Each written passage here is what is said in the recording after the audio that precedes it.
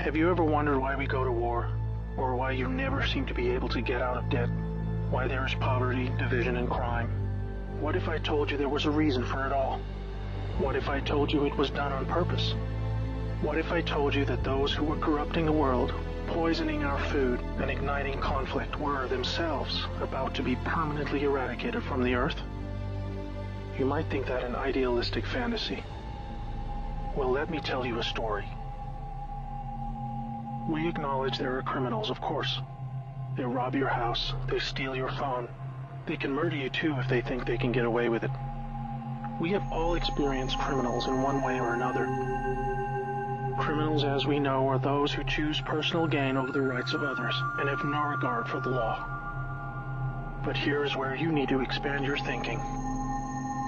Criminals can also succeed in business and politics and can be elected as our leaders.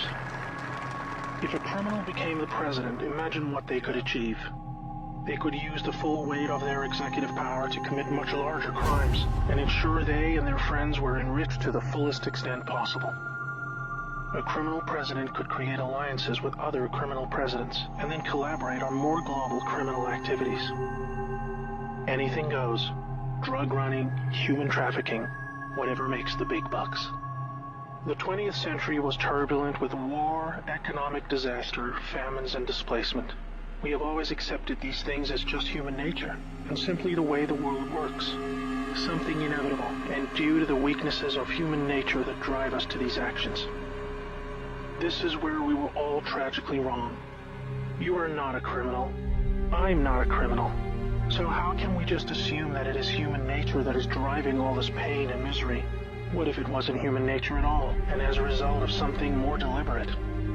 We were taught that capitalism was the cause of a massive rich-poor divide and the reason for poverty, which in turn is the reason for war, crime, and starvation. Others were taught that communism, the system of equal wealth across all people, was really to blame for the mess. But you see, folks, it is none of these things. It is not our nature to fight and be racist. It is not in our nature to rob from others. What you must learn is that it was the criminals all along. Yes, they got power. More power than a criminal should ever have. They rose to the top of media companies that control our news and entertainment. They ascended to the top of the banking system, also to the Oval Office, to Brussels, to the Vatican, to the Crown.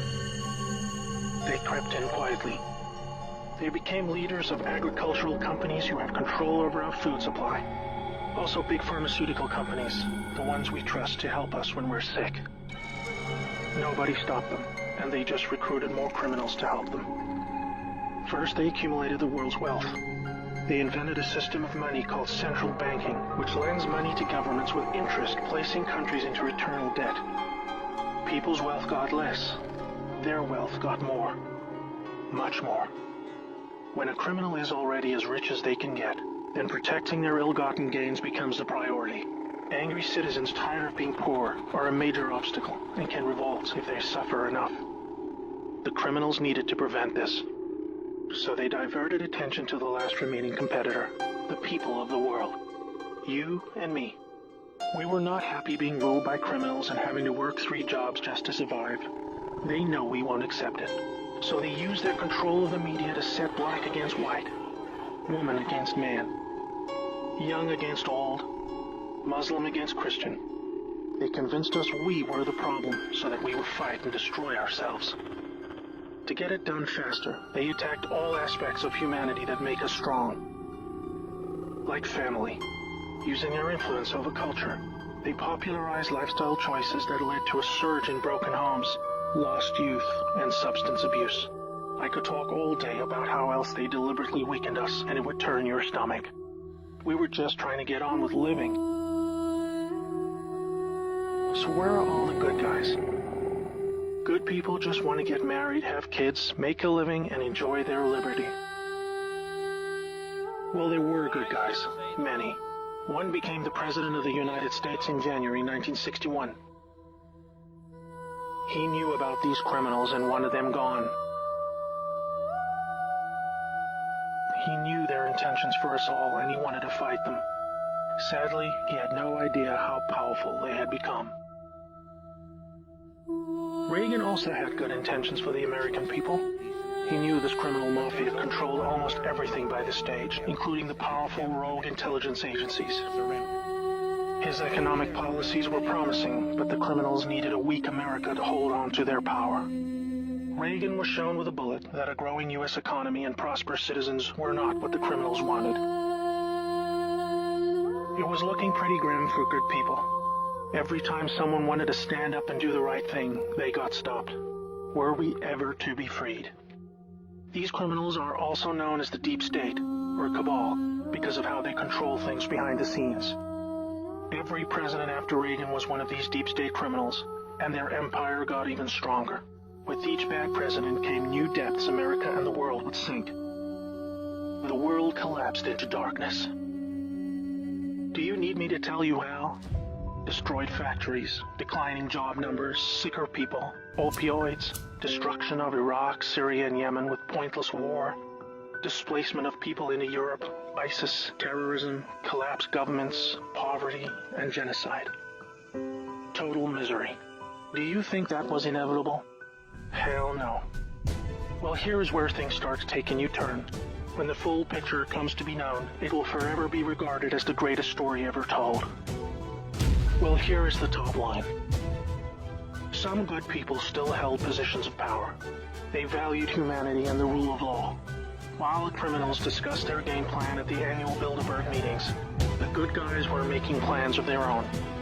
The information age was coming to change history forever.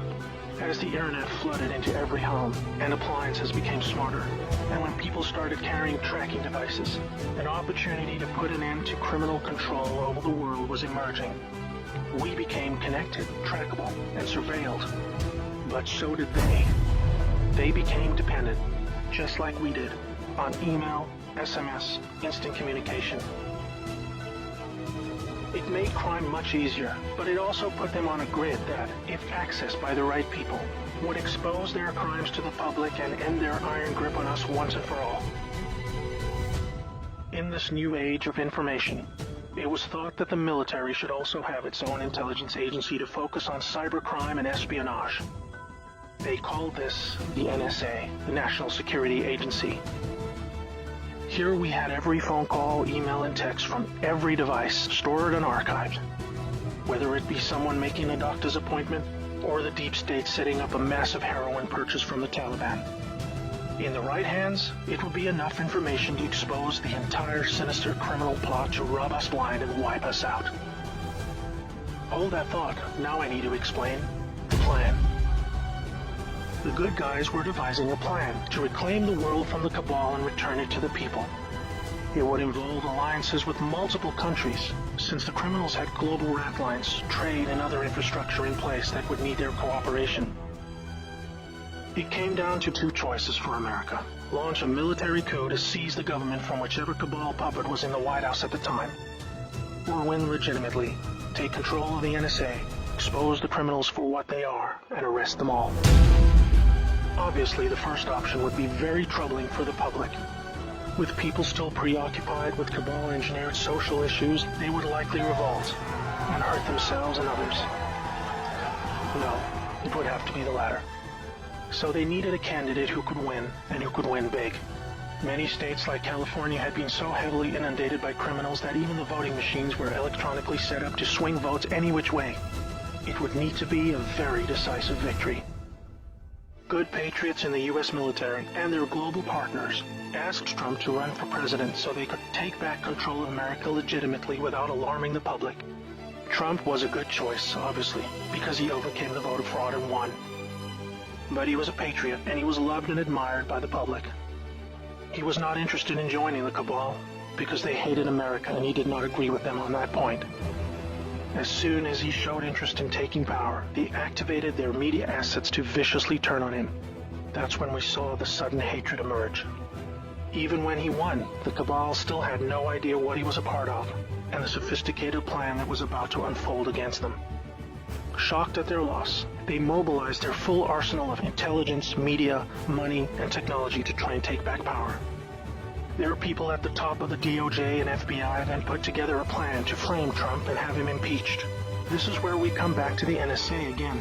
All messages were stored and could be used to expose this plot and prevent Trump's overthrow. An entire book will be written about the first 2 years of Trump's presidency. False flag terror attacks, downed planes, missile alerts, assassination attempts. Here's the point. The world is currently experiencing a dramatic covert war of biblical proportions. Literally the fight for Earth, between the forces of good and evil. I can't put it in simpler terms, but I can say it appears that good guys are winning. The cabal had complete control over North Korea.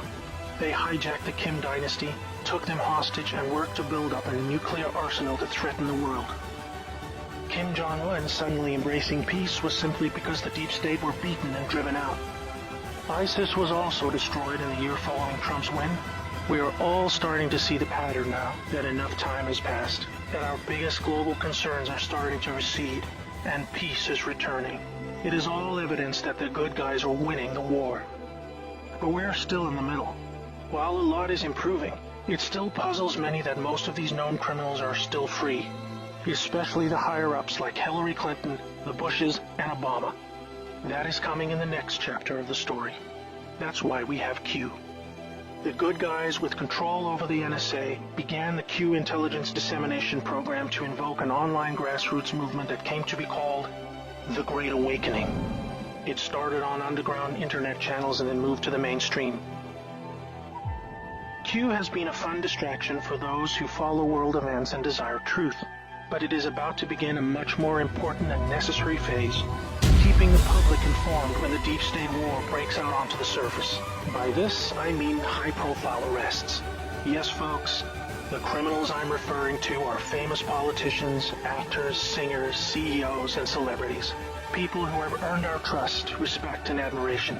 They have done very bad things that are all fully known and documented, and they will be severely punished. Those of us who have followed Q since the beginning will be here to help you make sense of the coming events. We are among the first to realize that our petty partisan divisions are just trivial distractions, and we are all enslaved by a hidden enemy. We realized that the problem was never capitalism or socialism, Democrat or Republican, black or white, Muslim or Christian. We know it was just very powerful criminals who had too much power. Fellow slaves, it's time to buckle your seatbelt, recognize your true enemy, and embrace a new future that we all owe to the brave patriots who risked their lives to achieve this victory against the greatest force of evil the world has ever known. May God bless America.